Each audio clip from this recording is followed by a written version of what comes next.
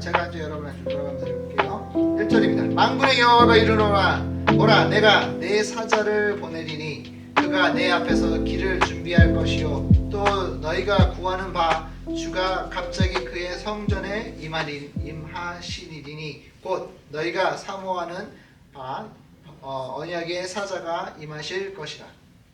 그의 임하는 무관념이 당하는 그가 나타나는데 무관념이 서며 그는 금을 연단하는 자와 그가 표백하는 자와 재물과 같은 것이라.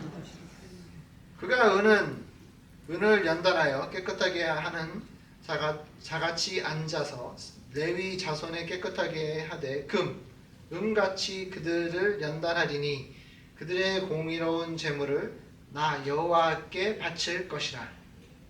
그때 유다와 예루살렘의 공의를 옛날과 고대와 같이 다 여호와께 기쁨이 되리라. 내가 심판하러 너에게 임할 것이라. 점치는 자에게 간음하는 자에게와 거짓 맹세하는 자에게 품꾼의 삭에 대하여 억울하게 하며 과부와 고아를 압제하며 나그네에게 억울하게 하며 나를 경외하지 아니하는 자들에게 속히 증언하리라. 만군의 여호와가 말하였느니라. 나 여호와는 변하지 아니하나니 그러므로 야곱의 자손들아 너희가 소멸되지 아니하느니라. 아멘. 네, 우리 하기 전에 우리 손 부인인 네 분, 두 분이 나오셔서 촛불을 좀 켜주시면 감사하겠습니다. 이제 둘이 한 분이 하나씩. 둘이 나와서 같이 하는 네, 두 분이 같이 나오셔야죠.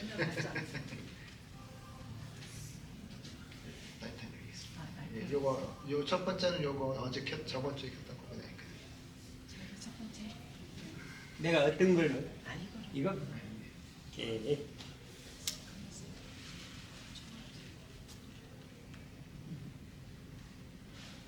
또 어떤 거죠? 네. 약간 지지라고 욕심을 내시면 안 돼요.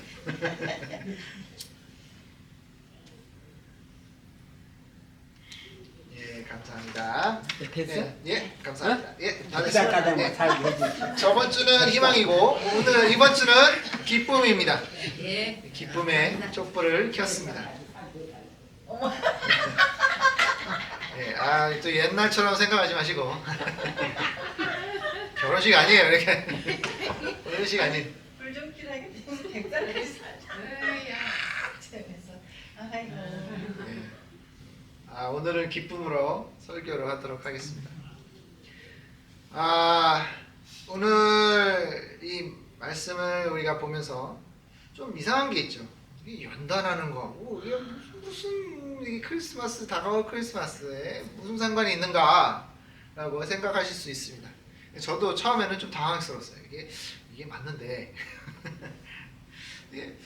이게 이제 다가올 예수님에 대한 설교들이 이제 쭉 나가야 되는데 연단한다, 뭐 이게 뭐 나 간음하는 사람, 뭐 이거 이게 도대체 뭘까? 이거와 기쁨과 무언가가 연관이 돼야 되는데 이게 무슨 뜻일까라는 생각을 곰곰이 하면서 공부를 좀 하는데 하나님이 알려주셨어요. 우리가 보면서 첫 번째 우리가 느끼게 되는 건 뭐냐면 다가올 우리 메시아에 대해서 우리가 좀 알아봐야 되는 것입니다.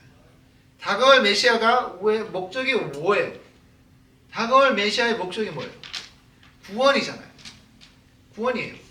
메시아의 목적은 예수님이 곧 오실 것인데 이 예수님이 오시면 무엇을 하실 것이냐? 구원을 하실 거예요. 우리는 뭐 이제 성경책이 있어서 다 알 수 있어요. 예수님이 무엇을 하셨는지, 왜 오셨는지, 목적이 무엇이었는지 다 알 수 있지만 이때의 이 말라기 시대의 사람들은 몰랐단 말이에요. 대부분 그냥 그 전부터 가서 들었던 예언했던 그런 이야기만 알았지 솔직히 이게 무엇인지 왜 오시는지에 대해서는 자세히 몰랐단 말입니다. 근데 이 메시아가 오는 건 다 좋아요.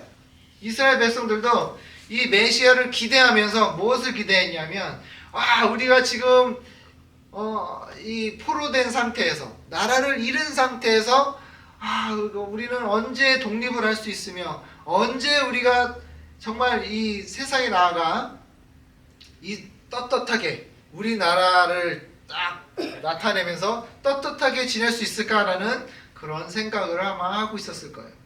그러니까 구색 메시아기보다는 어떤 영웅을 원했던 것 같아요. 이 이스라엘 백성들의 사람들은 영웅을 원했습니다. 한국도 일본 식민지에 있으면서 독립투사들이 막 싸웠잖아요. 그러니까 그 싸웠던 이유가 뭐예요?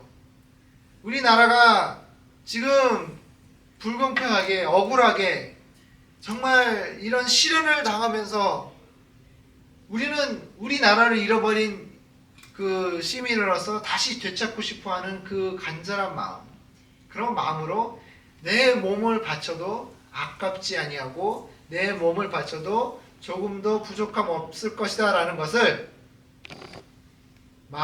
그런 마음에 총알 폭탄을 갖고 뛰어들기도 하고 총을 맞는 한이 있더라도 적을 한 명이라도 더 죽이려고 했던 그런 독립투사들의 마음과 이 이스라엘 백성들의 마음은 그다지 크게 틀리지 않을 거라 생각합니다. 그 이유는 뭐냐?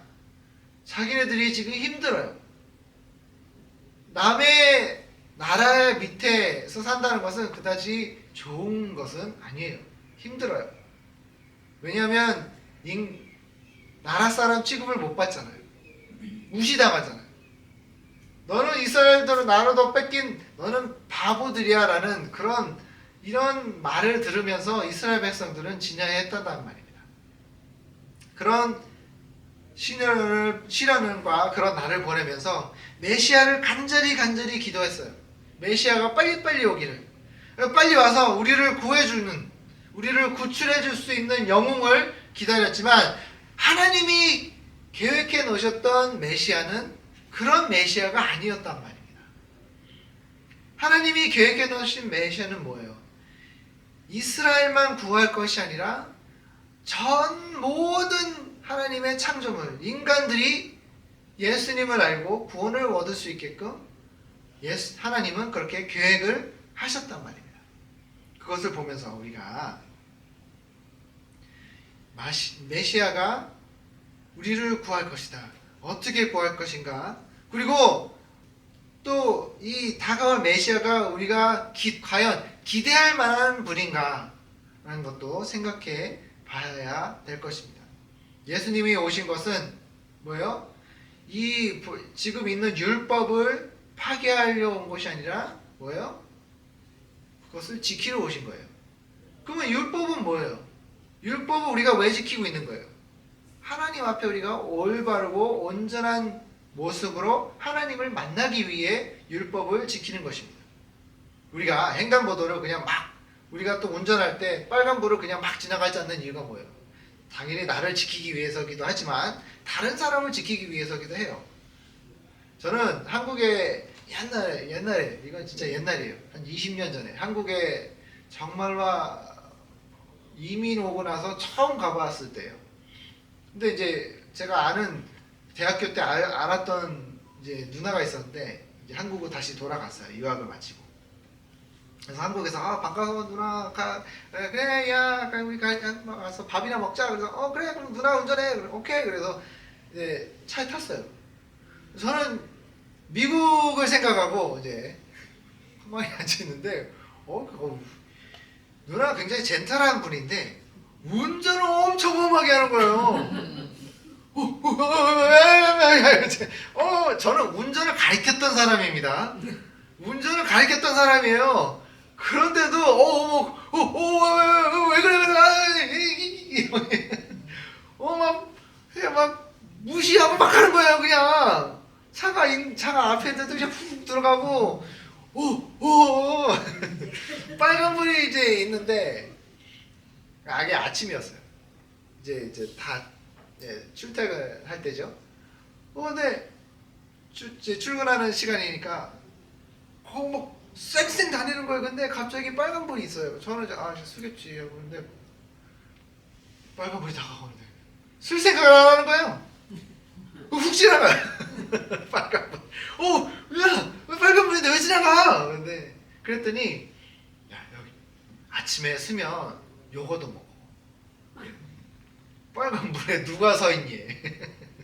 빨간불에 누가 서 있냐는 거예요. 뭐 지금은 안 그러겠지만 그때는 그랬어요. 그때는 빨간불에 퇴근 시간 때 빨간불에 서 있는 사람은 바보라는 거예요. 그러니까 법을 지키지 않는 거예요. 그냥 그때 뭐 사람이 이 차가 안 지나가면 사람이 안 지나가면 그냥 지나가는 거예요. 그냥 무시해 버리는 거예요. 하지만 하나님이 원했던 거는 그런 게 아니라 내가 원했던 법만 지키고 원하지 않는 거 그냥 무시해 버리고 그래서는 안 된다라는 거죠. 그래서 하나님이 우리 메시아를 보냈던 이유는 우리가 그 율법을 제대로 지키지 못하고 그 율법에 대해서 제대로 알지도 못하고 그 율법을 내가 원하는 대로 바꿔버리는 그런 인간의 모습을 자꾸 나타냈기에 이래서는 구원을 받을 수 없잖아요. 하나님 앞에 갈 수가 없잖아요. 자꾸 내가 이거는 어떤 율법은 잘 지키는데 어떤 율법은 잘 못 지켜요. 그러니까 내 마음대로 해요. 엿장수 마음대로. 그러니까 뭐 이거는 뭐 나는 큰 문제 없으니까 지키는데 큰 문제 없으니까 뭐 그냥 그냥 잘 할 수 있어. 잘 지킬 수 있어. 한데 이거는 나 힘들어. 이 율법은 너무 힘들어. 나는 그냥 안 지킬래. 이렇게 돼버리니까 너무 인간과 하나님 사이가 자꾸 벌어지는 것만 볼 수밖에 없었다는 겁니다. 그러니까 어떻게 해요? 메시아를 보낼 수밖에 없었는데 그 오시는 메시아의 모습이 우리가 생각했던 그 메시아의 모습 그리고 메시아가 와서 하셔야 될 일 이거를 제대로 알지 못하고 있었다는 겁니다. 로마서 12장 2절에 보면 너희는 이 세대를 본받지 말고 오직 마음을 새롭게 함으로 변화를 받아 하나님의 선하시고 기뻐하시고 온전하신 뜻이 무엇인지 분별하도록 하라라고 그랬죠. 그러니까 메시아가 오시는 이유는 하나님을 더 잘 알고 그리고 하나님 앞에 나아갈 수 있는 길을 만들어 주시는 거예요. 그리고 왜냐하면 예수님이 오셔서 무슨 말씀하시죠? 내가 곧 길이요 진리요 생명이라고 그랬잖아요. 근데 이게 재밌는 게 뭐냐면 옛날에 이제 이스라엘 백성들이 광야에서 헤매고 있었을 때 그리고 또 이제 하나님 앞에 번제사를 드리려면 특별히 법궤가 있는 곳에 안에 들어가야 돼요. 근데 그 안에 들어가려면 문이 세 개의 문이 있습니다. 그러니까 텐트라고 천막이 있으면 천막에 겉에 문이 있고 그 다음에 그 문을 지나면 거기서 이제 이제 태우는 그 피를 이제 뿌리고 뭐 해야 되는 그런 예식을 치른 다음에 또 하나의 문을 지나가요. 또 하나의 문을 지나가면 거기서 이제 하나님께 드리는 촛불과 기도할 수 있는 장소가 있고 거기서 내가 깨끗하게 한 다음에 또 들어갈 법궤가 있는 곳에 또 문이 또 하나가 있어요. 그래서 문이 3개라고 합니다. 근데 그 문에 이름이 있어요. 그게 뭔지 아세요? 길, 진리, 생명이에요. 그래서 예수님이 내가 곧 길이요 진리요 생명이니 나로 말미암지 않고는 누구한테 갈 수 없다? 아버지께로 갈 자가 없다고 그랬잖아요. 그 예수님 그걸 말씀하시는 거예요. 왜냐하면 이 법궤로 간다는 번제사를 드리기 위해서는 아무나 갈 수가 없어요. 제사장만이 들어갈 수 있습니다. 근데 그 제사장도 제대로 하지 못하면 그냥 죽어요. 죄가 요만큼이라도 있으면 그 제사장은 들어가자마자 죽어요. 그래서 항상 이 제사장들은 들어가기 전에 밧줄을 묶어요. 밧줄을 묶고 겉에서는 이 밧줄을 이렇게 보고 있는 사람이 있어요. 그래서 이게 그리고 또 종이 있어요. 종을 달아요. 움직이면 딸랑딸랑딸랑 할 거 아니에요. 그래서 딸랑딸랑딸랑딸랑 거리고 소리가 나면 이 사람이 살아있구나. 근데 딸랑딸랑 그러면 그럼 이 사람 죽은 거예요. 그러면 들어가서 이 시체를 꺼낼 수가 없어요. 질질질 끌어내야 되는 거예요. 밧줄로. 그런 절차와 그렇게 엄격했던 그런 모습으로 이스라엘 백성들이 자꾸 실패하다 보니까 메시아를 보낼 수밖에 없었다는 겁니다. 근데 이 메시아가 오셔서 하셔야 되는 이게 뭐냐면 우리를 여기에 보면 여기에 보니까 연단이라는 단어가 있죠. 이 연단하는 이 과정이 뭐냐면 우리가 특히 이게 금과 은을 연단한다 그러잖아요. 그러면 그거를 우리가 이제 땅에서 캐내면 그게 바로 금이 아니에요. 금도 있지만 다른 것들이 섞여 있어요. 다른 물질들이. 그러면 이거를 제거를 해야 하는 과정이 필요합니다. 그래서 연단을 해야 되는 거예요. 연단은 뭐냐면 다 녹여버려요. 다 녹여버리면 이물질은 이렇게 떠오른다고 합니다. 금은 밑에 있고 이물질, 필요 없는 내가 원하지 않는 것들은 떠오르면서 그 뜨거운 불에 가면 이게 다 녹으면서 이게 떠요. 그러면 뜬 거를 이렇게 살짝 걷어내야 되는 과정이 연단입니다. 그래서 나오는 게 순금이에요. 이 순금을 만들려면 이런 과정이 필요해요. 그러니까 녹여버리는 과정이 있지 아니하면 금과 다른 것들을 분리할 수 있는 방법이 없어요.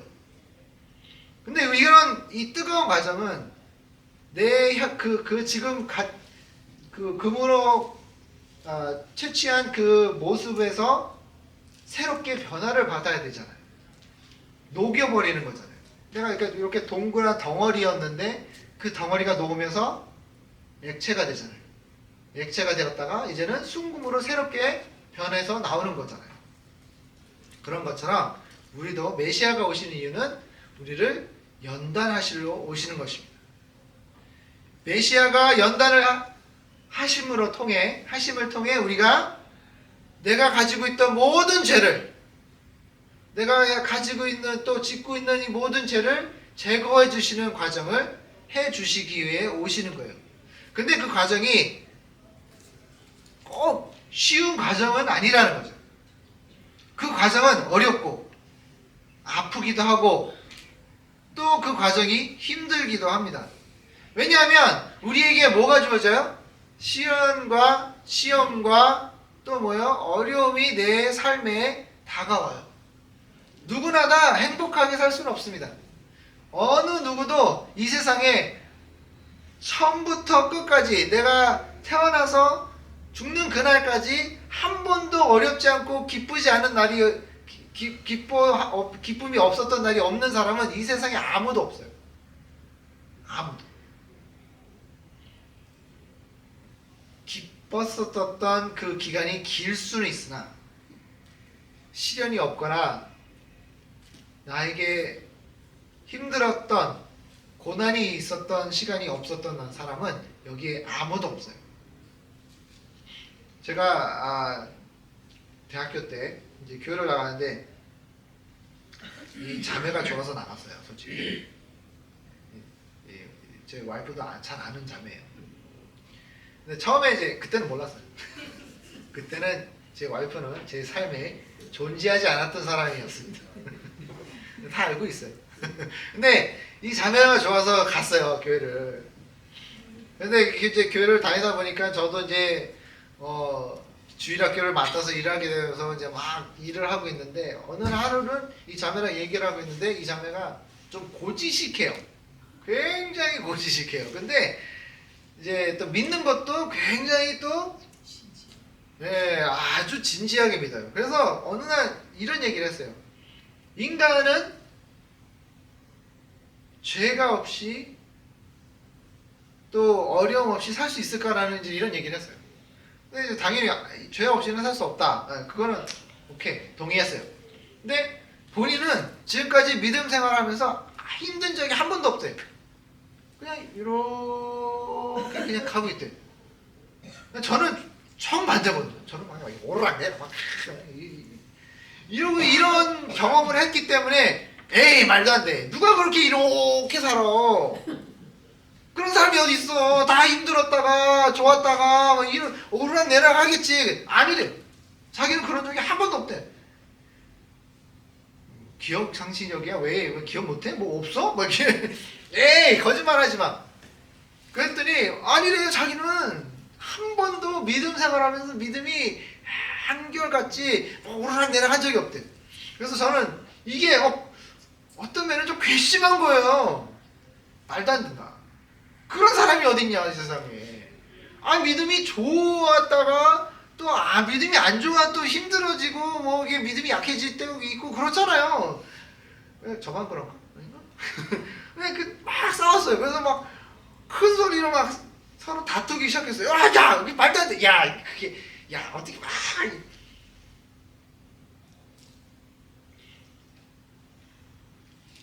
이 세상에 믿음이 이렇게 가는 사람은 없어요. 제가 우리 김봉남 부유님이 말씀해 주셨지만 50살을 살면서 그런 사람이 없어요. 지금까지 저는 그런 사람 본 적이 없어요. 그 자매도요 그런 얘기를 했지만 나중에 이랬어요. 본인이 그거를 인정할지 안 할지 모르겠지만 제가 보기에는 이랬어요. 누구나 다 그래요.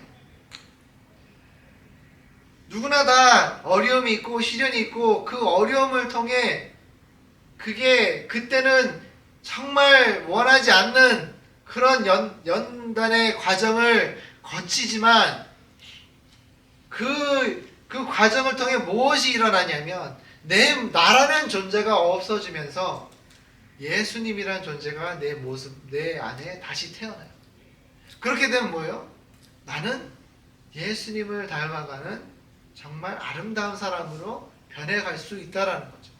이 메시아가 오셔서 해야 될 그 일이 우리를 연단시켜주는, 왜 우리가 연단의 과정을 가야 되는지, 그리고 그 가는 과정에 있어서 우리가 어떻게 해야 되는지, 어떻게 하면 잘 견뎌낼 수 있는지, 이런 것들을 예수님이 오셔서 알려주시고 가르쳐 주시기 위해 오셨다는 거예요. 우리를 대신해서 모든 걸 다 해주는 게 아니라 길이요 진리요 생명이라는 그 길을 알게끔 우리가 걸어갈 수 있게끔 도와주시는 거죠. 예수님이 오셔서 우리를 강제로 끌고 가시는 것이 아니라 알려주셔서 우리가 그 길을 우리의 발로 걸어갈 수 있게끔 알려주시기 위해 오시는 것입니다. 그러고 나면 뭐가 있느냐? 기쁨이 있습니다. 어려움을 겪어본 사람은 진정한 기쁨을 알 수가 있어요. 어려움을 겪지 못하는 사람은 이 기쁨을 알지 못합니다. 왜 사람들이 마라톤을 뛰잖아요. 그 마라톤을 뛰는 데 있어서 뛰어본 사람들은 너무 힘들대요. 막 발가락이 빠지기도 하고 막 그런데요. 막 허리도 아프고 다리도 아프고 그 마라톤 뛰고 난 사람은 막 아프기도 하고 그래요. 왜 그래요? 왜 뛰냐고. 그 힘든 걸 왜 뛰고 있냐고요. 안 뛰면 되지. 안 뛰면 안 힘들잖아. 안 뛰면 안 힘들어요. 고통도 없어요. 발가락도 안 빠져요. 근데 왜 뛰고 있냐고요. 그 마지막 끝까지 가서 끝까지 이거를 다 해냈을 때 그 겪는 그 기쁨, 쾌락은 말로 표현할 수가 없대요. 안 해본 사람은 모른대요. 근데 그거를 끝까지 해본 사람은 그 기쁨을 말로 표현할 수가 없대요. 너무 좋대요. 그래서 아무리 힘들고 아무리 아픔이 있고 하지만 또 하고 싶대요. 또 하고 싶대요.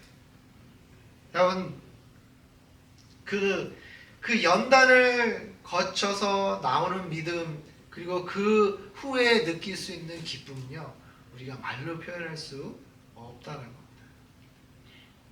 이런 연단이 있어야 우리의 연단을 통해 예수님이 우리의 삶을 바꿔주시고 우리의 생각을 바꿔주시고 우리의 영을 바꿔주시는 그런 과정을 우리가 거쳐야만 우리가 진정한 기쁨을 누릴 수 있어요. 여러분, 제가 옛날에 한번 설교를 해드린 적이 있지만, 기쁨과 진정한 기쁨은, 그러니까 쾌락과 기쁨은 틀려요. 쾌락은 그 순간뿐이에요. 하지만 진정한 기쁨은 끝까지 우리가 느낄 수 있고 또 나에게 없어지지 않는 거예요. 여러분들은 과연 어떤 것을 지금 누리고 있으며 가지고 있습니까? 쾌락만 자꾸 바라시는 건지, 아니면 진정한 기쁨을 원하시는지를 한번 돌아보시기 바랍니다. 예수님 믿어서 우리는 기쁨을 받아야 됩니다. 그러기 위해선 다가올 메시아가 하셔야 될 이 연단의 과정, 그리고 이 연단의 과정을 겪어야 되는 그리고 알려주시는 그 메시아를 우리가 기대하면서 이번 주도 또 다가올 메시아를 우리 마음속에 다시 한번 새기고 또 기대할 수 있도록 또 기도로 준비하는 우리가 됐으면 좋겠습니다. 기도하겠습니다. 하나님 아버지 감사합니다. 오늘도 함께 해주시고 인도해 주신 주님께 감사드립니다. 다가올 우리 메시아, 우리를 위해, 인류를 위해 모든 것을 희생하실 이 메시아, 귀한 메시아를 우리가 기대할 수 있고 또 마음속으로 받아들일 준비를 할 수 있도록 주님 도와주시옵소서. 항상 함께해 주심을 감사합니다. 인도하여 주심을 감사합니다. 모든 것을 주님께 감사드렸고 이 모든 기도를 예수님의 이름으로 기도했사옵나이다. 아멘. 다 같이 일어나셔서 107장 찬송가 102장입니다. 보도록 하겠습니다.